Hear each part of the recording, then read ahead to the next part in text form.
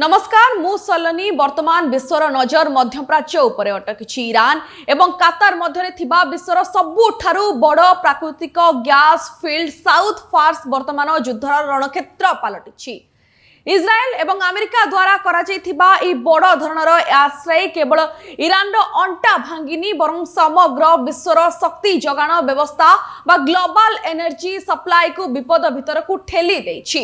Iran रो आशा Lewis अंचल रे थिबा गैस प्रोसेसिंग यूनिट उपरे भयंकर आक्रमण करा जाइछि। ईरान रो गोइंदा मंत्री इस्माइल खातीब को हत्या परे ए आक्रमण स्थिति को अधिक जटिल करि दैछि। ए गैस फील्ड विश्वर मोट प्राकृतिक गैस भंडार प्राय 30%। यह ईरान एवं कातार मध्य भाग होइछि। सूचना अनुसार ईरान गैस उत्पादन क्षमतार प्राय 20% नष्ट हो जाइछि। ईरान को इराक को जाउथिबा गैस जगाण संपूर्ण बंद हो जाइछि, जहा इराक रो विद्युत सेवा को प्रभावित करिछि। तबे ईरान ए आक्रमण को चुपचाप सही नहीं प्रतिशोध नेबा पई ईरान कातार रास लाफान इंडस्ट्रियल सिटी उपरे मिसाइल माड़ करिछि। कातार जे कि ए गैस फिल्टर रो अधा मालिक से एबे दुई शक्तिशाली देश युद्ध मध्यरे फसी जाइछि। कातार एहाकु एक बेपरुआ पदक्षेप बोली कहिछि एवं निज देशरु ईरान रो सामरिक अधिकारी को बाहर कर दैछि। तेबे এই যুদ্ধর প্রভাব কেবল মধ্য প্রাচ্যরে সীমিত ନାହିଁ। आपणक रसई घरु आरंभ करी परिवहन पर्यंत सबु किछि महंगा हेबाकु जाउछि। अंतर्जातीय बजार रे अशोधित तैल बा क्रूड ऑयल बैरेल पिछा $110 टपी सारिछि। कातार हेउछि बेसर सबुठारु बड़ एलएनजी रप्तानिकारी। जदि साउथ फार्स किबा नॉर्थ डम बंद रहे तेबे यूरोप रो शीत दिनिया गैस जगाण संपूर्ण ठप होइछिबो। ईरान बारंबार धमक देछि जे से ए सामुद्रिक पथ को बंद करि देबो जेउठारु विश्वर 20% तेल यातायात करे। तबे ए उत्तेजना मध्यरे अमेरिका राष्ट्रपति डोनाल्ड ट्रम्प एक बड़ बयान दैछन्ति। से कहिसन्ति जे इस्राएल लो ए आक्रमण संपर्क रे अमेरिका पूर्वरु जानिथिला, किंतु जदि ईरान कातार किंबा अन्य सहयोगी देशों उपरे आक्रमण जारी रखे तेबे अमेरिका संपूर्ण साउथ फार्स फील्ड को ध्वंस करदेव। तेबे एठारे प्रश्न उठुछि कोन एहा तृतीय विश्व युद्धर आरंभ? शक्तिर एही महायुद्धरे साधारण जनता केते प्रभावित हेबे? भारत पाई मध्य एहा एक चिंतार विषय, कारण आमर अधिकांश गैस और तेल आमदानी एही अंचल होई थाए। ए खबर उपरे आमर नजर रहिबो। अधिक अपडेट पाई न्यूज रूम सह कनेक्ट होई रहंतु। ए समस्त गुरुतर परिस्थिति एवं युद्धर दिग केउ पटे बढ़ुछि सेति पई आम सह अछंती group captain SK Mahapatra sir. चलनु तांको सह हमें आलोचना करिपा ए बाबत रे। सर आपन को नमस्कार न्यूज रूम को। थैंक यू सर जो एबी जो साउथ पार्क को टारगेट करिबा एटा जस्ट मिलिटरी स्ट्राइक ना कि बिग जियोपॉलिटिकल मैसेज एथि रहिछि?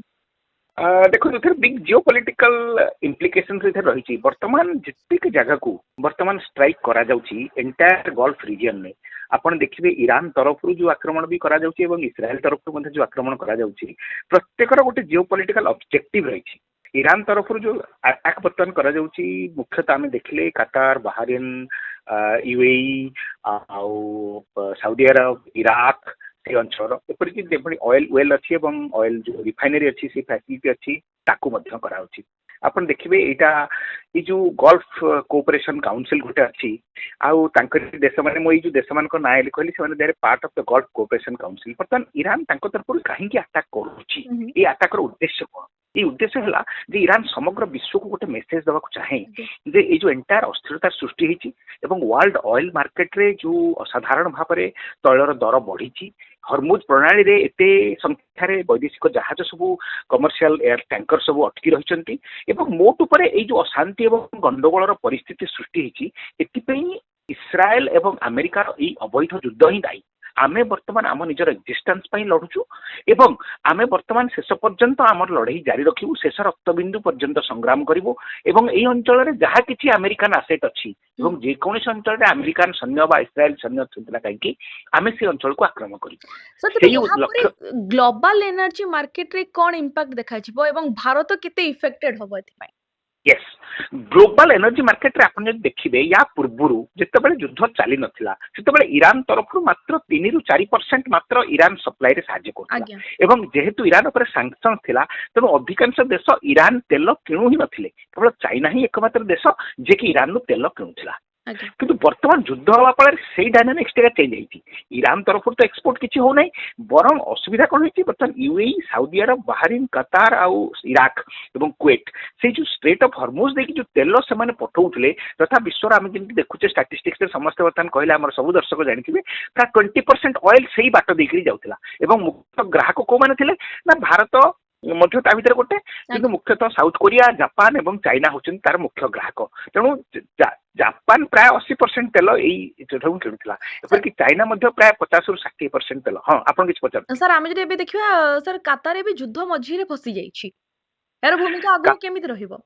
देखो कतार मध्य केवल युद्ध मध्य फसी जाइनी सऊदी अरब मध्य फसी जाइए यूएई मध्य फसी जाइए इराक मध्य फसी जाइए ये सब देश उपर ईरान तरफ आक्रमण होची किंतु आपण गोटे इंटरेस्टिंग देखिबे एटी गोटे रोचक तथ्य हला ई देश माने निज उपर एते थर आक्रमण हबा सत्त्वे भी वर्तमान सुधा ईरान उपर एमानक तरफ कौन प्रकार पाल्टा आक्रमण करा जाय नाही तेणु आमे देखिबा जे आज मध्य गोटे मीटिंग होची जोटी कि तुर्की सहित एई सब देश माने अर्थात सऊदी अरब हला इराक हला कतार हला ईरान तो छाड़ दियंतु सॉरी हमर यूएई बाहरीन ताकर देश मानकर गोटे मीटिंग होची से माने वर्तमान जो मीटिंग रो उद्देश्य हला जे से माने वर्तमान ईरान तरफरु एभली ता ऊपर जो आक्रमण करा जाउची ताकू केमिति प्रतिहत करिवे कारण आपण जे देखिबे वर्तमान एई देश माने आक्रमित हबा सत्त्वे मध्य तांको तरफरु निज आडू ईरान ऊपर आक्रमण करि नाहंती वर्तमान युद्ध प्रैक्टिकली चलीची ईरान सहित इस्राएल एवं अमेरिका तुम देखंतु अमेरिकार कोनसी इंटरेस्ट इथरे विशेष नाही अमेरिकार निजर भूखंड इथरे कोनसी प्रकार आक्रमित हो पार ना ईरान पाखे एमती किसी मिसाइल ना जो थे कि अमेरिका जाकि अंततः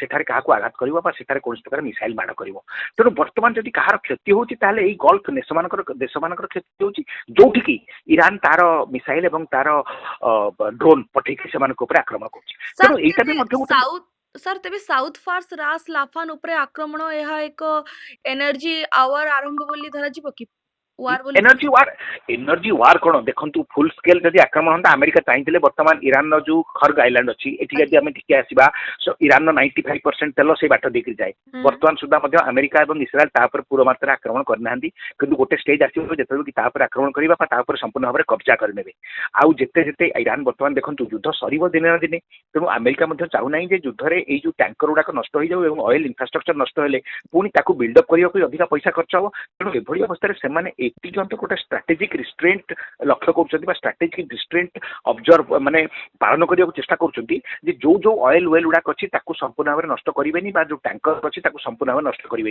कारण युद्ध तो सर युद्ध 8 दिन ना भी 15 दिन ना भी मासे पर युद्ध सर ईरान पाखे जी क्षेपणास्त्र अच्छी जी ड्रोन अच्छी सर ईरान जिते फुटाणी देखा जिते दंभोक्ति करू जिते आस्फालन करू ईरान मिसाइल दिन ना दिन सर तेणु से कौन निस्संदेह रहतु एवं अमेरिका अन्य साहाय्य चाहूला अमेरिका हूँ तो अन्य साहाय्य पाइब ना किंतु अमेरिका आउ मासे पर जमी से अंचल निजर कब्जा को नब और हरमुज प्रणाली मुक्त हम केते दिन लगे अवश्य तर्कर विषय अवश्य 1 मास लगी पारे 2 मास लगी पारे किंतु इवेंचुअली अमेरिकार से अंचल में निजर कब्जा रहा अमेरिका निश्चित भाव में बड़ धरण तैल को से अंचल नियंत्रण कर जो गल्फ देश मैंने निजर मूर्खतार परिचय देकरी निजे आक्रमित होना सीना किंतु बर्तमान सुधा ईरान पर आक्रमण कर सामरिक बाहिनी मु कहबी जे सेमाने निपुणता आदौ नाही बा सेमानक मिलिटारी से भली शक्ति नाही बा युद्ध नकरी नकरी सेमाने एभली पंगु हो जाइछंती जे सेमाने आक्रमण हेले मध्य ईरान ऊपर कोनसी आक्रमण करि पारु नाहंती कारण तांको देश रे तो फॉर्मुज को एबे बंद करि दिए तबे विश्व एनर्जी सप्लाई एवं भारत ऊपर तार केतेटा बड़ प्रभाव पकाइबो वर्तमान पडुची देखंतु वर्तमान प्रभाव पडुची किंतु भारत निजर कूटनैतिक शक्ति हो बा सेई भली नेगोशिएशन करिवा पई भारतर जो पटुता अछि तारि बल रे आमे अंततः केतेटा जहाज 6टा बा 5टा जहाज स्ट्रेट ऑफ हॉर्मुज रु एई विगत 7-8 दिन भितर आमे माने से अंचल रिलीज करिवार सक्षम हेलुनी आ आमे जे दिन तळे आमे जो देखुथिले हमर शिवालिक आ अन्य जहाज जे एलएनजी नै कि आस्तला दीटा बड़ बड़ जहाज ताकु मध्य आमे हमर ବୈଦେଶିକ ମନ୍ତ୍ରୀ ମାନେ ଡକ୍ଟର ଜୟଶଙ୍କର ଏବଂ ଇରାନିଆନ ଅଥରିଟି ଭିତରେ କଥାବାର୍ତ୍ତା ହେଲା ପରେ ସେଇ ଜାହାଜକୁ ମଧ୍ୟ ମିଳିଛି ଏବଂ ଇରାନ ମଧ୍ୟ ତା ତରଫରୁ ସ୍ପଷ୍ଟୀକରଣ ଦେଇଛି ଯେ ଆମେ କେବଳ ଆମେରିକା ଏବଂ ଇସ୍ରାଏଲ ସହିତ ଯୋଉମାନେ ଅଛନ୍ତି ବା ଆମର ଶତ୍ରୁମାନଙ୍କୁ ଛାଡ଼ିଦେଲେ ଆମେ ତାକୁ ବନ୍ଦ ରଖିବୁନି ଏବଂ ଅନ୍ୟ ଦେଶ ଆମ ସାଙ୍ଗେ କଥାବାର୍ତ୍ତା କରିକିରି ସେ ଅଞ୍ଚଳରୁ ନିଜର ଜାହାଜକୁ ନେଇଯାଇପାରନ୍ତି। ତେବେ ଇଏ ଗୋଟେ ଅଲଗା ପ୍ରଶ୍ନ ଯେ ବିଭିନ୍ନ ଦେଶର ଯୋଉ କମର୍ସିଆଲ ଟ୍ୟାଙ୍କର ସେମାନେ ରିସ୍କ ନେବାକୁ ପ୍ରସ୍ତୁତ ନୁହଁ, ସେମାନେ ଯାଉନାହାନ୍ତି। କିନ୍ତୁ ଭାରତ ତରଫରୁ ଦେଖନ୍ତୁ ଭାରତର ତୈଳ ଯୋଗାଣ ବର୍ତ୍ତମାନ ଡିସରପ୍ଟେଡ ହେଇଛି ନିଶ୍ଚୟ, କିନ୍ତୁ ସମ୍ପୂର୍ଣ୍ଣ ଭାବରେ ବାଧାପ୍ରାପ୍ତ ହେଇନି। ଆଉ ଆଗକୁ ଦେଖିବେ ଆଉ 1 ମାସ ଭିତରେ ପୁଣି ସେ ଅଞ୍ଚଳ ନିଶ୍ଚିତ ଭାବରେ ନର୍ମାଲିସି ଆସିବ। ଆଉ ଗୋଟେ କଥା, ଭାରତ ସେଇ ଅଞ୍ଚଳରୁ ବର୍ତ୍ତମାନ ଆଣୁଥିଲା, କିନ୍ତୁ ଭାରତର ଯୋଉ ତୈଳ ଇମ୍ପୋର୍ଟ କରିବାର ଯୋଉ ବାଟ ସବୁ ରହିଛି ତାହା ଅନେକ ମାତ୍ରାରେ ଡାଇଭରସିଫାଏଡ। ତେଣୁ ଭାରତ ବର୍ତ୍ତମାନ ଲୋହିତ ସାଗର ଦେଇକରି ହଉ ବା ଭାରତ ଭେନେଜୁଏଲାରୁ ହଉ, ଭାରତ ଆମେରିକାର ହଉ ବା କାନାଡାର ହଉ ବା ରଷିଆନ ତେଲ ଭାରତ ପାଖରେ ବିକଳ୍ପ ମଧ୍ୟ ବହୁତ ପ୍ରକାର ରହିଛି। ତେଣୁ ଯଦିଓ ଷ୍ଟ୍ରେଟ୍ ଅଫ୍ ହର୍ମୁଜରୁ ଯୋଉ ତେଲ ଆମେ ସାଉଦି ଆରବ ଆଉ କାତାର ବା କୁଏତରୁ କିଣୁଥିଲୁ ସେ ତେଲ ବଦଳରେ ଆମେ ବର୍ତ୍ତମାନ ଲୋହିତ ସାଗରରେ ମଧ୍ୟ ସାଉଦି ଆରବରୁ ତେଲ କିଣିପାରିବୁ। ତେଣୁ ଭାରତ ପାଖରେ ବିକଳ୍ପର ଅଭାବ ନାହିଁ। ହୁଏତ ଆଗକୁ ତୈଳର ଦର ଟିକେ ଅଧିକା ରହିପାରେ, କିନ୍ତୁ ଭାରତରେ ତୈଳ ଯୋଗାଣରେ ଡିସରପ୍ସନ ବଡ ଧରଣର ହବାର ସମ୍ଭାବନା କମ୍। କେବଳ ଅସୁବିଧା ହଉଛି ଗ୍ୟାସ୍, ଯେହେତୁ କତାର ଗୋଟେ ବଡ ଗ୍ୟାସ୍ ରପ୍ତାନିକାରୀ ଦେଶ ଏବଂ ସେଇ ଦେଶରୁ ବର୍ତ୍ତମାନ ଗ୍ୟାସର ବର୍ତ୍ତମାନ ଯିବା ଆସିବା ସମ୍ପୂର୍ଣ୍ଣ ଭାବରେ ନିଷେଧ ରହିଛି। ତେଣୁ ଆମେ ବର୍ତ୍ତମାନ ଗୋଟେ ସାମୟିକ ଭାବରେ ଏଲପିଜି ବା ସିଏନଜି ଗ୍ୟାସର ସଙ୍କଟ ଆମ ଦେଶ ଭିତରେ ଫେସ୍ କରୁଛେ। ହୁଏତ ଏଇଟା ଆଗକୁ ଯାଇକିରି ଆନନ୍ଦର 15-20 ଦିନ ଭିତରେ ବା ଆସନ୍ତା 1 ମାସ ଭିତରେ ଏଇ ଗ୍ୟାସର ଚଳାଚଳ ମଧ୍ୟ ଏଇଟା ହୁଏତ ସାମାନ୍ୟ ଧରଣର ହେଇଯିବ। ସେତେବେଳେ ଆମର ପୁଣି ଯୋଉ ଏଲପିଜି ସଙ୍କଟ ଆମେ ଭୋଗୁଛେ ସେଟା ପଳେଇବ। କିନ୍ତୁ ବଡ ଜିନିଷ ହବ ଯେ ଏଇ ଅଞ୍ଚଳରେ ଯେତେବେଳେ ଇରାନର ଶକ୍ତି ସରିଯିବା ପରେ ଯେତେବେଳେ ଆମେରିକା କବ୍ଜା କରିବ ଏଇ ଅଞ୍ଚଳକୁ ବା ନିୟନ୍ତ୍ରଣ କରିବ, ଦିନେ ନା ଦିନେ ତା ହବ। କେତେ ଦିନ ଲାଗିବ ତାହା ଉପରେ ଆମେ ହୁଏତ ଡିବେଟ୍ କରିପାରିବା। ଏଇଟା ମୁଁ ପୂର୍ବରୁ କହିଛି ଏବଂ ବର୍ତ୍ତମାନ ମଧ୍ୟ କହୁଛି ଯେ ଦିନେ ନା ଦିନେ ଆମେରିକାର ଏଇ ଅଞ୍ଚଳ ଉପରେ ପୁଣି ଥରେ କଣ୍ଟ୍ରୋଲ ରହିବ। ସେତେବେଳେ ଆମେରିକା ଯେହେତୁ ବର୍ତ୍ତମାନ ଭେନେଜୁଏଲା ଏବଂ ତା ନିଜର ତୈଳକୁ କଣ୍ଟ୍ରୋଲ କରୁଛି, ବର୍ତ୍ତମାନ ଇରାନର ତୈଳକୁ ମଧ୍ୟ ଆମେରିକା କଣ୍ଟ୍ରୋଲ କରିବ। ଦେଖନ୍ତୁ ଆମେରିକା ସମସ୍ତଙ୍କଠୁ ସାହାଯ୍ୟ ମାଗିଲା, ବର୍ତ୍ତମାନ ତାକୁ କେହି ସାହାଯ୍ୟ ବି ଦେଲେ ନାହିଁ। Okay sir. ନାଟୋ କଣ୍ଟ୍ରି ମାନେ ସାହାଯ୍ୟ ଦେଲେ ନାହିଁ, ଏପରିକି ଜାପାନ ତରଫରୁ କିମ୍ବା ସାଉଥ କୋରିଆ ତରଫରୁ ମଧ୍ୟ କୌଣସି ସାହାଯ୍ୟ ଦିଆଗଲା ନାହିଁ। ଫ୍ରାନ୍ସ ଟିକେ ନିଜ ତରଫରୁ ସାମାନ୍ୟ ସାହାଯ୍ୟ ଦେବ ବୋଲି କହିଥିଲା, କିନ୍ତୁ ସେ ଦିଗରେ ମଧ୍ୟ ସେମାନଙ୍କର କୌଣସି ଆଗ୍ରହ ଥିବାର ଦେଖାଯାଉ ନାହିଁ। ଇଂଲଣ୍ଡ ତରଫରୁ ମଧ୍ୟ କୌଣସି ଆଗ୍ରହ ନାହିଁ। ତେଣୁ ବର୍ତ୍ତମାନ ଆମେରିକା ଏହି ଯୁଦ୍ଧ ନିଜେ ଲଢିବ ଏବଂ ବିଳମ୍ବରେ ହେଲେ ମଧ୍ୟ ସେ ଅଞ୍ଚଳ ଉପରେ ନିଶ୍ଚିତ ଭାବରେ ଆମେରିକାର କଣ୍ଟ୍ରୋଲ ରହିବ। ତେଣୁ ଆମେରିକା ପାଇଁ ବହୁତ ଖର୍ଚ୍ଚାନ୍ତ ହେଇପାରନ୍ତି, କିନ୍ତୁ ଆମେରିକା ପୁଣି ଥରେ ଏଇ ଅଞ୍ଚଳରୁ ଯୋଉ ଲାଭ ନବ ସେଇଥିରେ ପୁଣି ଆମେରିକାର ଇକୋନୋମି ପୁଣି ଥରେ ସେମାନେ ସଜାଡି ଦେଇପାରିବେ। ଅସୁବିଧା ହବ ଏଇ ଦେଶମାନଙ୍କର ଏବଂ ସବୁଠାରୁ ବେଶୀ ପ୍ରଭାବିତ ହବ ଇରାନ, ଯୋଉ ଦେଶର ନେତାମାନେ ସମ୍ପୂର୍ଣ୍ଣ ଧର୍ମାନ୍ଧ ଏବଂ ଅବିବେକିତାର ଗୋଟେ ଛାପରେ ଅଛନ୍ତି। ସେମାନେ ବର୍ତ୍ତମାନ ଆମେ ଯେମିତି ମରିବୁ ପଛେ ଏମାନେ ଆତ୍ମହତ୍ୟା କରିବାକୁ ଚାହୁଁଛନ୍ତି। ଯିଏ ଆତ୍ମହତ୍ୟା କରିବ ତାକୁ ବୁଝାଇବାର କୌଣସି ବାଟ ନଥାଏ।